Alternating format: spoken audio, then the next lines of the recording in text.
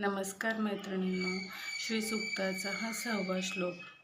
ह्याच्यामध्ये आपण बघूया की ओम आदित्यवर्णे तपसः अधिजातः वनस्पतीः तव वृक्षः अथ बिल्वः तस्य फलानि तपसा नुदन्तु मायांतराः याः च बाह्याः अलक्ष्मीः.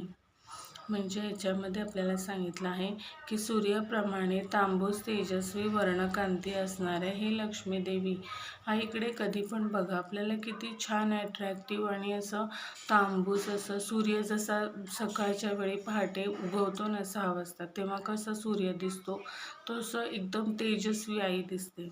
हे लक्ष्मी देवी तुझ्या तपाच्या प्रभावानेच हा बेलाचा वृक्ष निर्माण झाला आहे. म्हणजे लक्ष्मी आईने तप करून हा बेलाचा वृक्ष निर्माण केला आहे. सर्वश्रेष्ठ असा वनस्पतींचा तो स्वामी ठरला आहे. अशा त्या तुला म्हणजे बेलाचे झाड हे सर्व झाडांमध्ये श्रेष्ठ आहे आणि ते देवी लक्ष्मी आईच्या तपानेच ते निर्माण झाले आहे.